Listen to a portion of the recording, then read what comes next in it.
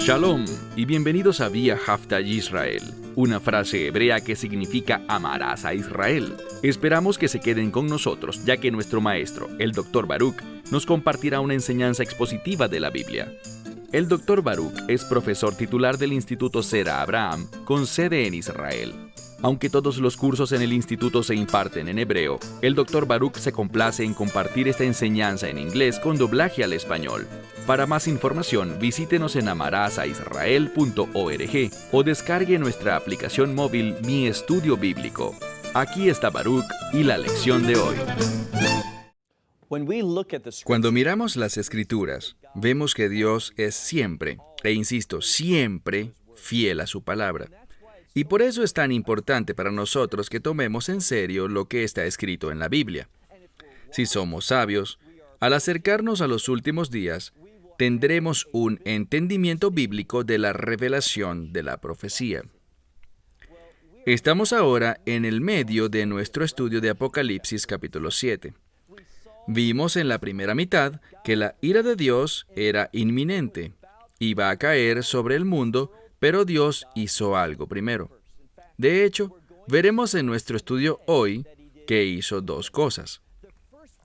De la primera hablamos ya la semana pasada, y era que Dios en su providencia, Dios en su fidelidad a sus promesas de pacto, Él selló a Israel. Y eso es para demostrar que le pertenece, para preservar a Israel cuando atraviese un tiempo conocido como la angustia de Jacob. Y la angustia de Jacob es un paralelo con la ira de Dios cayendo sobre este mundo. Sin el sello de Dios sobre los hijos de Israel, ellos no sobrevivirían. Y para que las promesas de Dios se cumplan, para que Él pueda ser fiel a su palabra, habrá un remanente de la casa de Israel que será usado por Dios de manera poderosa en los últimos días.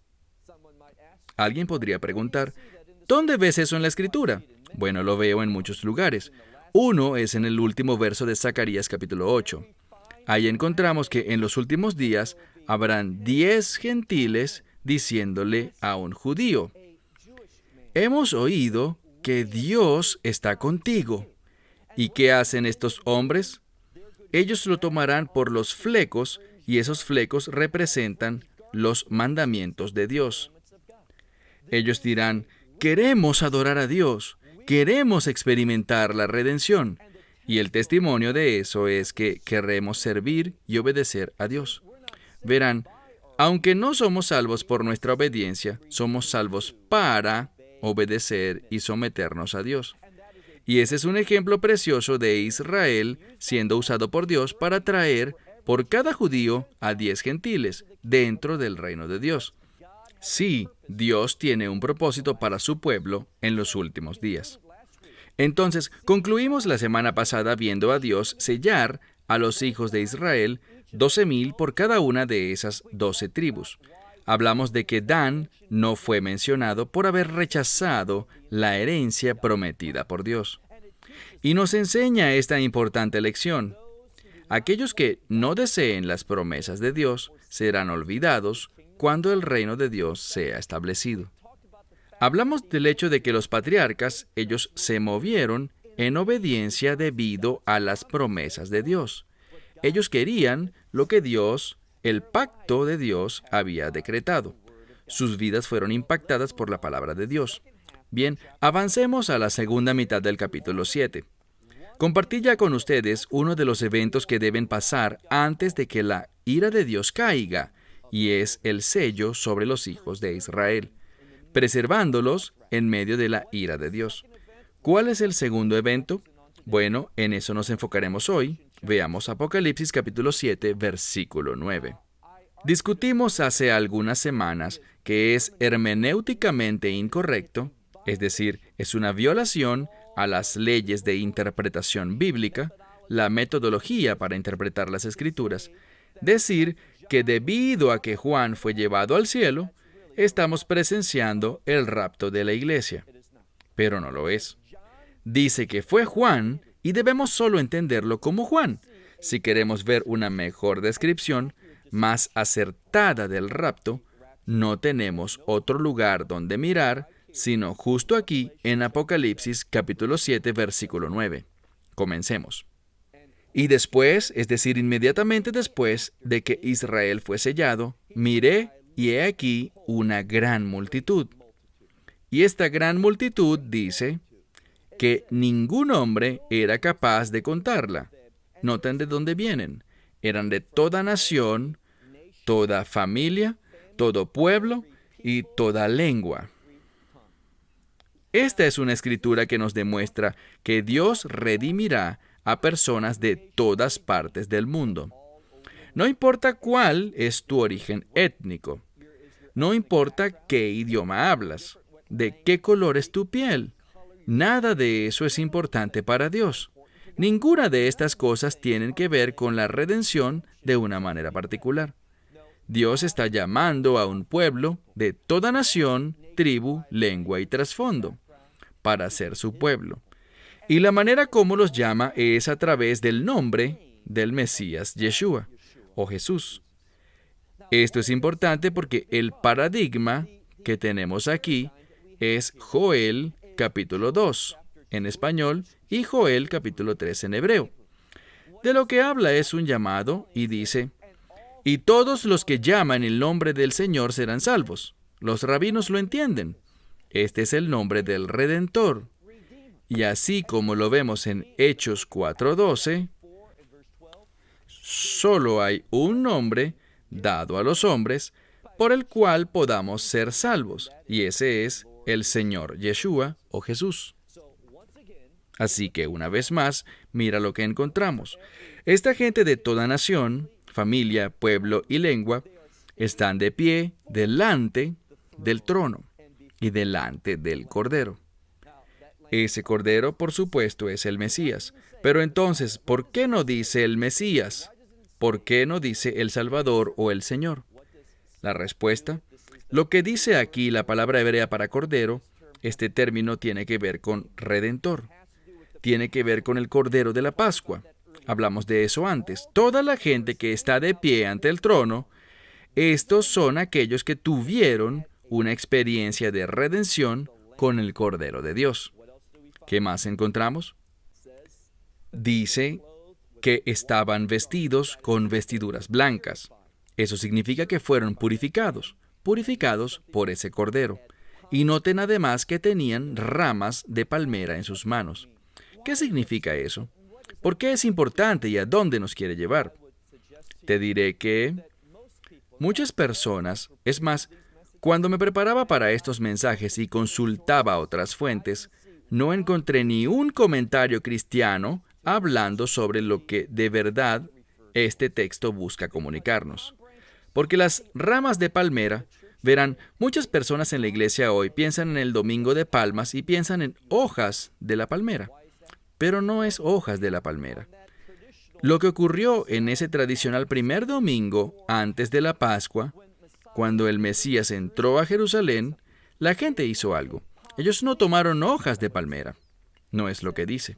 Dice que tomaron ramas de palmera. Y eso es muy importante porque una rama de palmera, de una manera especial, está relacionada en el judaísmo con lo que se conoce como un lulav. ¿Qué es un lulav? Bueno, en la Escritura vemos que durante la fiesta de los tabernáculos se ordenó buscar 4 tipos de árboles y tomar estas ramas distintas con sus hojas y todo y ponerlas juntas. Pero el fundamento de lo que es el lulav es la rama de palmera.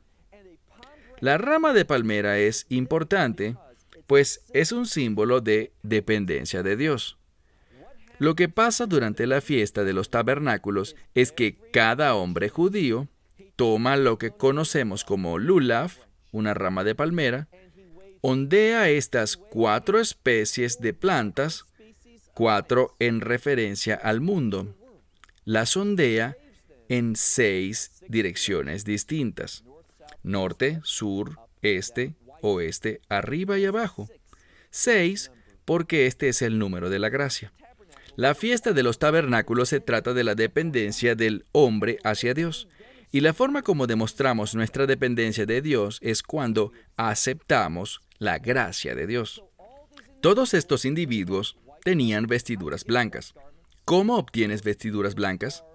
Bueno, tú eres un receptor de vestiduras blancas. Ellas son un resultado de la redención. ¿Y quién es redimido? Todos los que se dan cuenta de que son dependientes de Dios.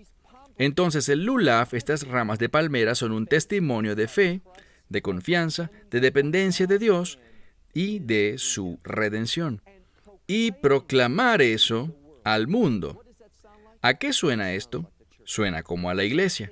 Entonces, el Apocalipsis capítulo 7, verso 9, lo que tenemos es una descripción de esta gente de todo pueblo, tribu, lengua y nación, de pie ante el trono de Dios y el Cordero. Ahora noten que aquí hay una conexión entre el trono de Dios, Israel y el Cordero. A través del libro de Apocalipsis, observamos que hay una relación creciente y consistente entre el Cordero de Dios, el Mesías Yeshua, y el trono de Dios. Entonces estos individuos son personas que creen en el Cordero, experimentaron la redención, han declarado su dependencia de Dios.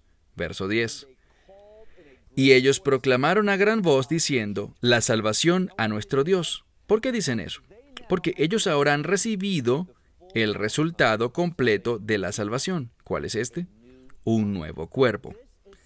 Esta es una descripción del rapto, la gente llevada a los cielos, donde experimentan la salvación, el resultado completo. Y por tanto dicen, la salvación a nuestro Dios y a aquel que se sienta sobre el trono y al Cordero. Y todos los ángeles de pie alrededor del trono y alrededor de los ancianos y las 4 criaturas cayeron sobre sus rostros delante del trono. ¿Y qué hicieron? Esta es la 4ª vez. Adoraron a Dios. Quiero que vean algo. Quiero que vean esta relación estrecha que hay entre la salvación y la adoración. Es solo debido a una experiencia de salvación que uno puede adorar a Dios. Y de nuevo podrás decirme, ¿cómo sabes con certeza que este es el rapto? Se hará muy evidente en un momento. Mira el verso 12. Ellos se pararon y dijeron, amén. Esto es significativo porque vimos la misma situación antes con los ancianos diciendo amén. Ellos dijeron amén, bendición y gloria y sabiduría y acción de gracias y esplendor y poder y fuerza a nuestro Dios, por siempre y para siempre. Amén. Verso 13. Ahora, aquí dice, uno de los ancianos respondió y me dijo, estos que están vestidos con blancas vestiduras, ¿quiénes son? ¿Y de dónde vienen? Verso 14. Y le dije a él, Señor, tú lo sabes. Y aquí está la clave. Él dijo, estos son aquellos que han salido de la gran tribulación. Ahora lo que quiero que vean es esto. La Biblia es muy específica. En este pasaje literalmente dice, estos son aquellos que han salido de la gran tribulación. ¿A qué hace referencia esto? Son aquellos que atravesaron lo que vimos en el 5º sello de Apocalipsis capítulo 5. Aquellos que han sufrido, fueron perseguidos y asesinados debido a su fe, al testimonio que tenían. Estos son los que yo llamaría los primeros frutos, la primera resurrección dentro del reino de Dios. Y este primer grupo de gente está compuesto por personas que han muerto, bien sea por persecución o cualquier otro tipo de muerte, por edad, enfermedades, no importa, pero han muerto en la fe. Ellos estarán en ese tiempo de pie ante Dios, ante el Cordero, ante el trono de Dios, y adorarán, y lo harán junto a los 24 ancianos y las 4 criaturas. Veamos con mucho cuidado lo que dirán. Algunas de estas respuestas. Hicieron algo. Leemos en el verso 14. Le dije, Señor, tú lo sabes. Y él dijo, estos son aquellos que salieron de la gran tribulación. Lo que quiero decir es esto. Hay artículos definidos aquí. No está hablando sobre las personas que salieron de grandes tribulaciones, sino de la gran tribulación, de manera específica. Y han lavado sus vestiduras y las han hecho blancas. ¿Cómo? En la sangre del Mesías. Por tanto, he aquí están delante del trono de Dios y le servirán en su templo día y noche. Y aquel que se sienta sobre el trono, hablando de Dios mismo, dice, le dará a ellos su lugar de habitación. Es decir, que el tabernáculo de Dios, el lugar donde Él habita, estará con ellos y eso significa que tendrán intimidad. ¿Por qué dice esto? Lo dice porque este es el resultado de la salvación, que vamos a tener intimidad. Habitaremos con Dios. Allí está la victoria. Esto es lo que la Escritura nos quiere comunicar. Y de nuevo, hasta este momento, la ira de Dios no había ocurrido. Y no veremos desplegar la ira de Dios hasta entrar en el siguiente capítulo, el capítulo 8, en el cual veremos el juicio de Dios. Y una de las cosas que veremos es que el número 1/3 será repetido una y otra vez. ¿Por qué? Primero, porque la ira de Dios será derramada y ejecutada sobre este mundo, pero no de manera total, sino en 1/3 de su fuerza. Porque Él quiere que la gente se arrepienta.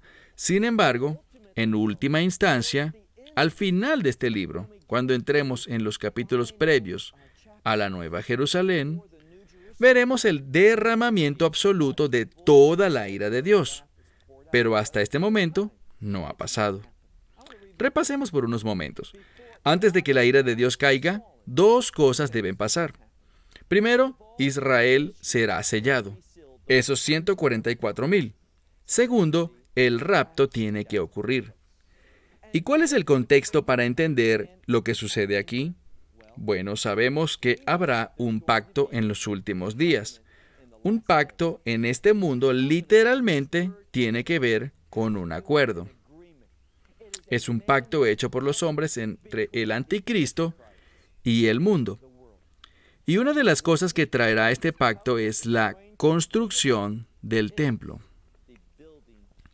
Así que, si me preguntas, ¿veremos nosotros, quienes estamos vivos antes del rapto, veremos el templo en Jerusalén? Sí, lo veremos. La gente dice, ¿sabes qué? Me cuesta demasiado creer eso. De hecho, estaba leyendo un libro que alguien me regaló sobre el templo, y en este libro se habla sobre cómo los musulmanes nunca lo permitirán. Quizás ese sea el caso, pero no, ellos estarán fuera del cuadro para entonces. ¿Por qué? Recuerden que la guerra profetizada en Daniel capítulo 8, y allí es cuando el Islam intentará conquistar el mundo. ¿Quién derrotará al Islam? El anticristo. Ven, aquí hay una distinción muy importante que muchas personas no logran entender. Muchos están enseñando hoy que la religión del anticristo es el Islam.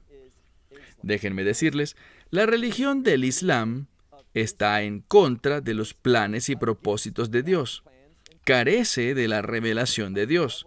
Es bárbara, enraizada en el odio y en contraste total al carácter de Dios.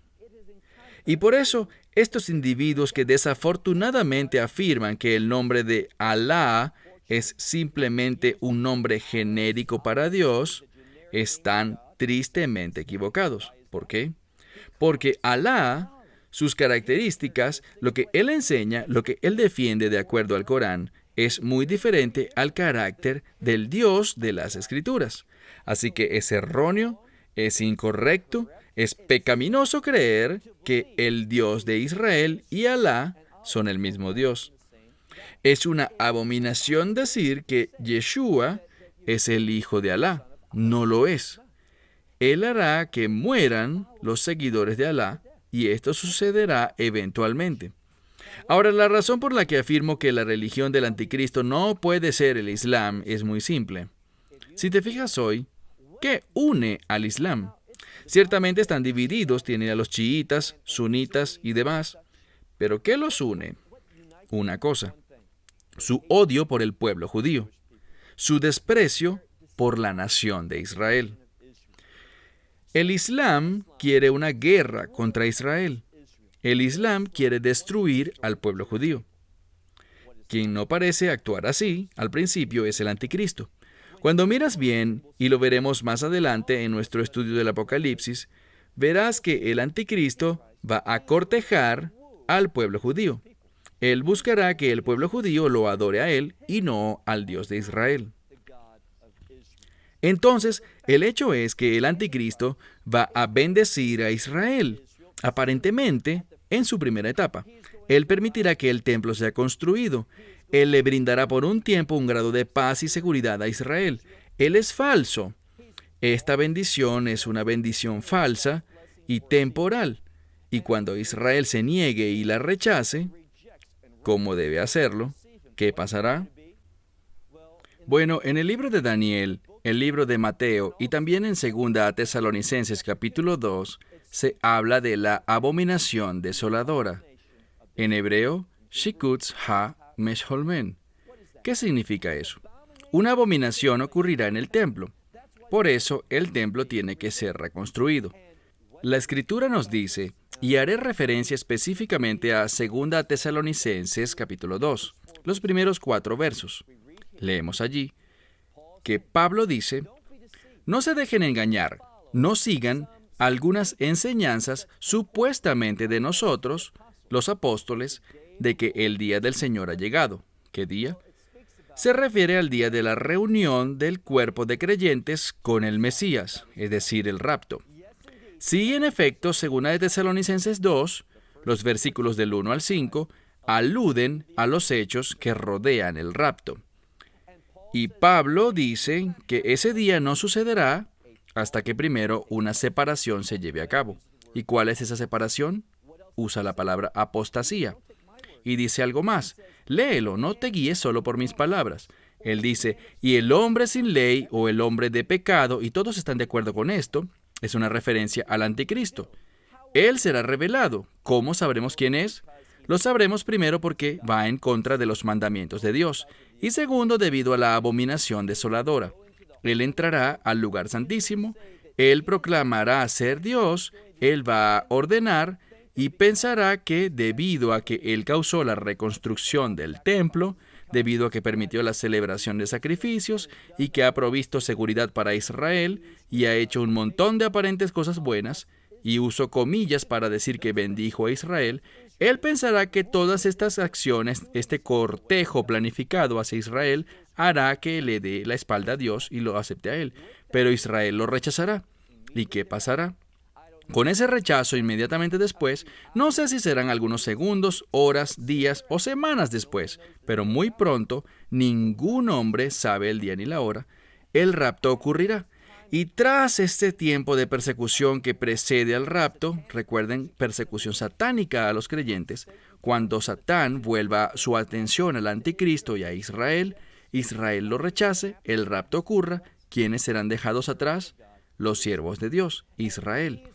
Y él empezará a perseguir al pueblo judío, en lo que la Biblia denomina el tiempo de la aflicción, problema o prueba de Jacob.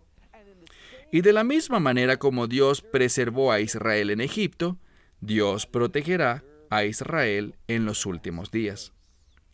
Entonces miremos de nuevo lo que dice aquí. Leamos el versículo 15. Por tanto, he aquí,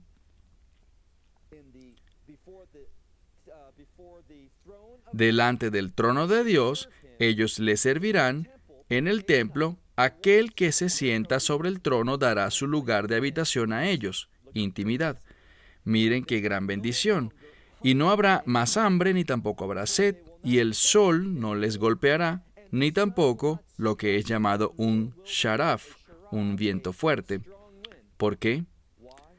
Porque el Sei, este es el Cordero, el Redentor Cordero de Pascua, quien se encuentra, y esta es la clave, en el medio del trono de Dios. Mientras avanzamos en esta última etapa, en la que Dios empieza a derramar su juicio y su ira, al ir acercándonos allí, noten quién toma el lugar central. Noten lo que dice del Mesías.